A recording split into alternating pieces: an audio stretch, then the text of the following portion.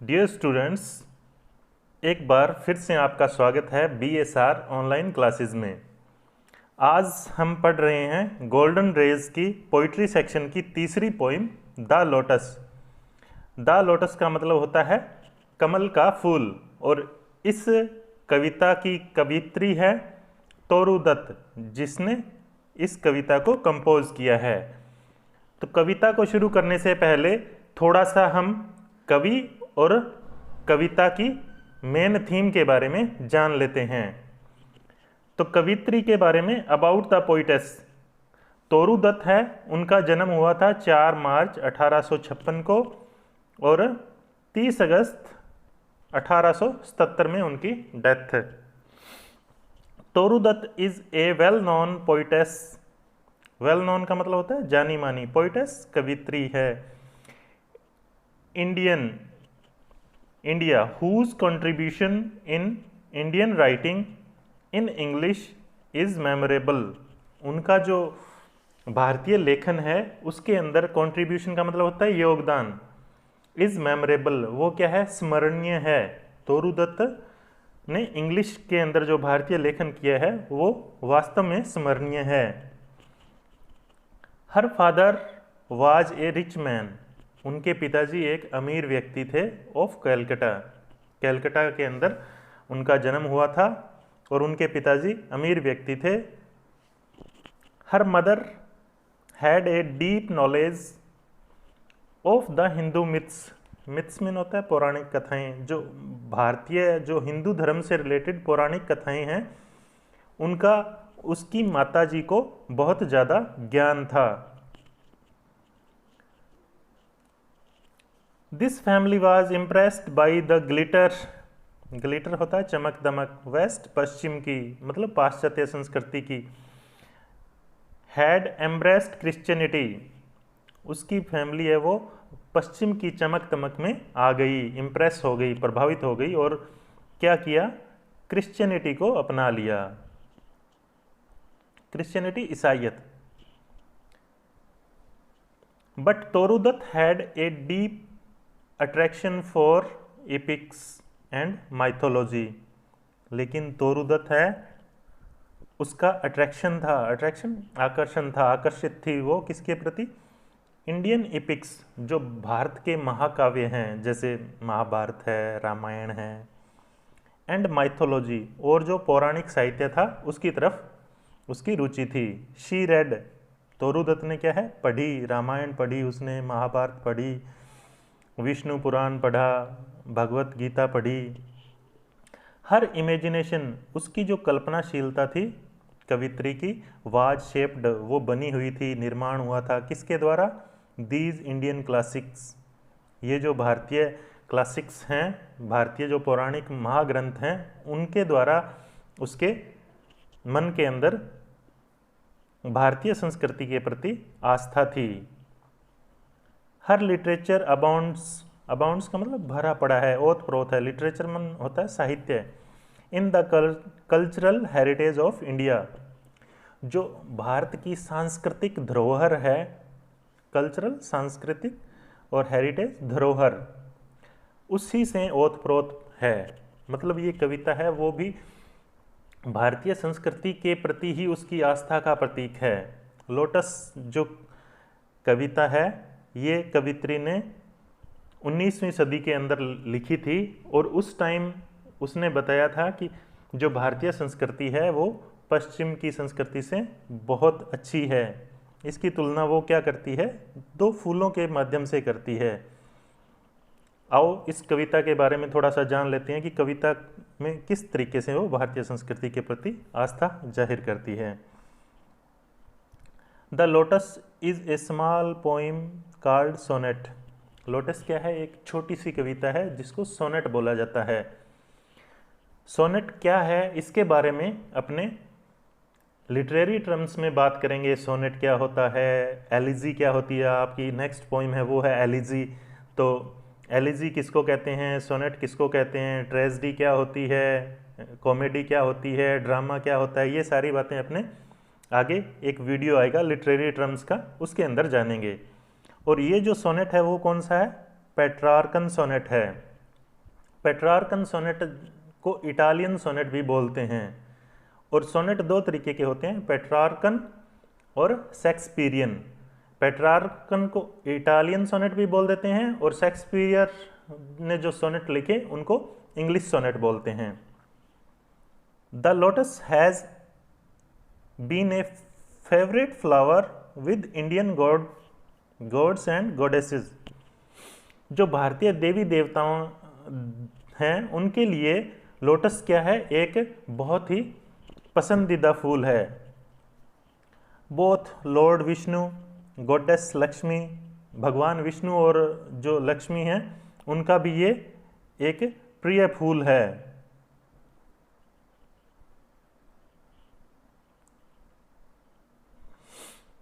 In the present time many prizes have been named after the lotus. ये जो वर्तमान है, वर्तमान में भी बहुत सारे अवार्ड, जो भारत के जो टॉप अवार्ड हैं वो सारे कमल के नाम पे ही हैं। जैसे पद्मश्री सबसे बड़ा अवार्ड है, पद्म भूषण, पद्म विभूषण, ये भारत में अवार्ड दिए जाते हैं, ये भी कमल के ही नाम से दिए जाते हैं। For तोरुदत्त the lotus is the most perfect flower. तोरुदत्त के लिए क्या है, जो फूल है कमल का वो सबसे पूर्ण रूप से अच्छा और सर्वश्रेष्ठ फूल है। रिगार्डिंग द कम्बिनेशन, अगर सम्मिश्रण की बात करें ऑफ कलर्स, कलर के हिसाब से, और अपीयरेंस, अपीयरेंस होता है दिखावा, लुक वाइज और कलर वाइज क्या है, ये फूल है वो सबसे सुंदर फूल है तोरुदत्त के लिए। The poetess describes a dispute. इस कविता के अंदर कवित्री क्या है वो डिस्क्राइब करती है एक डिस्प्यूट, वाद विवाद, अमंग फ्लावर्स, फूलों के बीच में, in the manner of A beauty contest, एक तरीके के हिसाब से जैसे कि सौंदर्य प्रतियोगिता होती है, सुंदरता प्रतियोगिता के हिसाब से वो एक वाद विवाद का वर्णन करती है। और उसके अंदर क्या होता है, the rose and the lily are rivals. गुलाब का फूल और लिली का फूल वो दोनों क्या है, आपस में एक दूसरे के प्रतिद्वंदी हैं। किस लिए, गेट द स्टेटस, जो कि उस स्टेटस को लेना चाहते हैं बेस्ट फ्लावर के, सबसे सर्वश्रेष्ठ फूल का वो दर्जा प्राप्त करना चाहते हैं। बट फ्लोरा, लेकिन फ्लोरा है goddess of flowers in Roman mythology. Roman की पौराणिक जो कथाएं हैं उनके अंदर फ्लोरा को फूलों की देवी माना गया है। उसने क्या है, चूजेज, वो चुन लेती है किसको, लोटस को, as the flower of supreme beauty. लड़ तो गुलाब और लिली रहे थे, लेकिन फ्लोरा ने क्या चुना, लोटस को चुना कि ये सबसे सर्वश्रेष्ठ फूल है। बिकॉज दिस फ्लावर, क्योंकि ये फूल है वो रिटेन्स रखता है in its the whiteness of lily.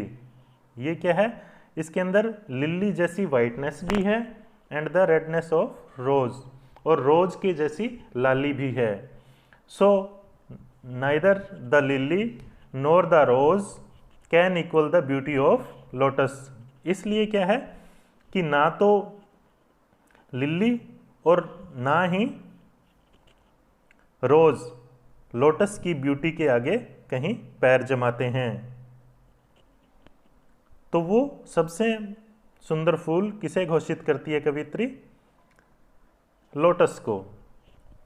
और इस फूल के माध्यम से कवित्री क्या है, पाश्चात्य संस्कृति से भारतीय संस्कृति की तुलना करती है इस कविता के अंदर, और फिर फूलों के माध्यम से ही भारतीय संस्कृति को पाश्चात्य संस्कृति से उच्च स्थान प्रदान करती है। क्योंकि लोटस है वो भारतीय संस्कृति का फूल है, और जो रोज और लिली है वो वेस्टर्न कल्चर के फूल हैं। सिंबॉलिकली, मतलब एक इशारे के हिसाब से वो समझाती है विक्ट्री ऑफ द लोटस,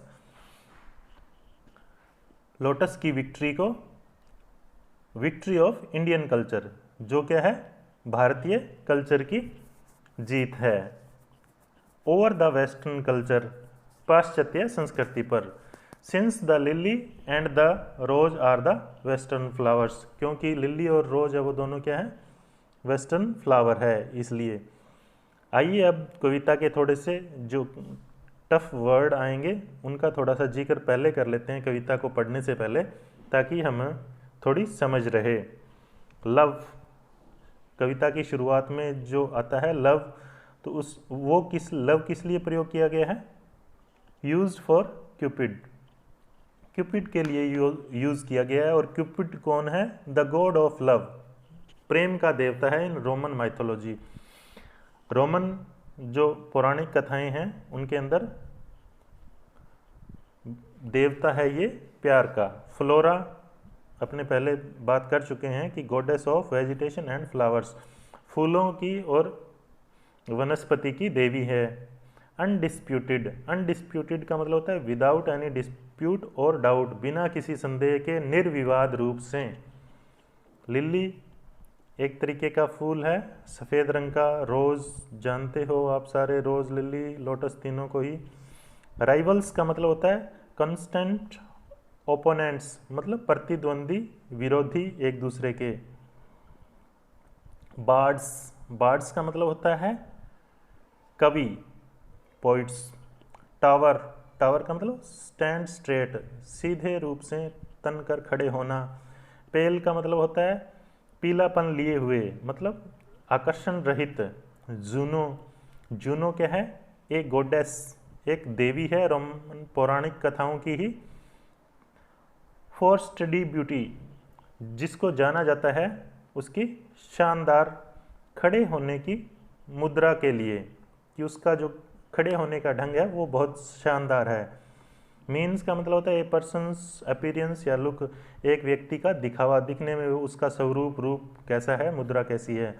और इस कविता में जूनो मीन शब्द है, तो उसका मतलब है कि देवी जूनो की तरह खड़े रहने की जो मुद्रा है उसके रिगार्डिंग इसमें आपके आया है जूनो मीन।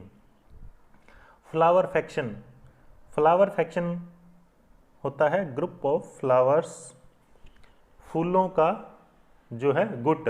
और यहाँ पे इस कविता के अंदर क्या है, one group in leadership of rose and another group of lily, कि जो फूलों के गुट बन जाते हैं, फूल प्रेमी कवियों के गुट हैं।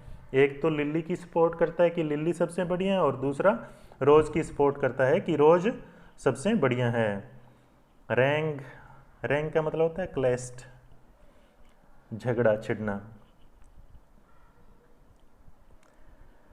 स्ट्राइफ, स्ट्राइफ का मतलब होता है वाद विवाद, झगड़ा।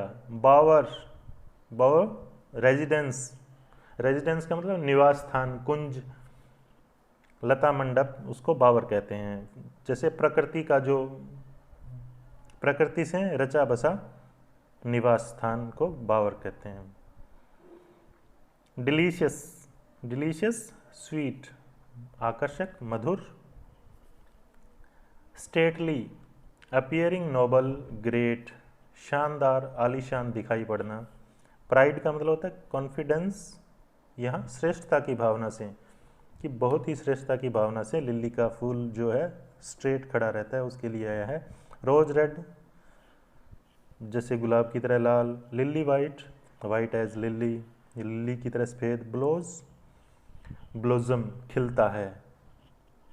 ये थे कुछ कठिन शब्द, और उसके बाद में शुरू करते हैं अपने poem the lotus. The lotus का मतलब कमल। लव, जैसे अपने पहले देख लिया, लव क्या है, क्यूपिड के लिए आया है, जो कि क्या है, फूलों, प्यार का देवता है रोमन पौराणिक कथाओं के अंदर। केम टू फ्लोरा, वो क्या है, फ्लोरा के पास आता है। लव है वो फ्लोरा के पास आता है, आस्किंग, पूछने के लिए, फॉर ए फ्लावर, एक ऐसे फूल के बारे में। दैट वुड ऑफ फ्लावर्स, जो कि ऐसा फूल होना चाहिए, to be undisputed queen. Undisputed queen का मतलब सर्वश्रेष्ठ फूल होना चाहिए, निर्विवाद रूप से, किसी तरीके का कोई उसमें विवाद ना हो, निर्विवाद रूप से फूलों की क्या हो, क्वीन हो। The lily and the rose long ago had been rivals for that high honour. जो लिली है और जो रोज है वो क्या है, लॉन्ग लॉन्ग, बहुत पुराने समय से ही राइवल्स हैं, एक दूसरे के प्रतिद्वंदी हैं। फॉर दैट हाई ऑनर, उस जो उच्च सम्मान को पाने के लिए बहुत समय से एक दूसरे से लड़ाई चल रही है इनकी। Birds of power, birds of power का मतलब यहाँ पे है कि जो बार्ड्समैन होता है कवि, पावर का मतलब ताकत, मतलब जो विख्यात बहुत बड़े बड़े कवि हुए हैं उन्होंने क्या है, हैड संग देयर क्लेम्स, क्लेम्स मीन होता है दावा, संग मीन होता है गाना, मतलब उन्होंने अपने दावे गाए हैं। मतलब जो विख्यात कवि हैं उन्होंने अपनी कविताओं के माध्यम से लिली और रोज को सर्वश्रेष्ठ फूल सिद्ध करने की कोशिश की है। The rose can never tower like the pale lily, लेकिन जो रोज है वो पेल लिली की तरह सीधा खड़ा नहीं रह सकता। और लिली कैसे खड़ी रहती है, with her Juno mean, Juno अभी अपने कठिन शब्दार्थ में किया है कि जूनो है वो देवी है जो अपने शानदार खड़े रहने के पोस्चर की वजह से फेमस है। मीन का मतलब अपीरियंस, दिखावा, दिखने में। लिली का फूल है वो बड़े ही आलीशान तरीके से खड़ा रहता है, लेकिन रोज है वो सीधा लिली की तरह खड़ा नहीं रह सकता, ये रोज की कमी है। और यहाँ पे चलते चलते लिली को भी कवित्री ने पेल बता दिया है, मतलब उसमें भी आकर्षण नहीं है और रोज भी सीधा खड़ा नहीं रहता है। दोनों ही फूल कवित्री के हिसाब से भी सही नहीं है। But is the lily lovelier, क्या वो लिली का फूल है वो जूनो मीन की तरह बड़ा ही शानदार तरीके से खड़ा रहता है, तो क्या लिली है वो ज़्यादा लवलियर है।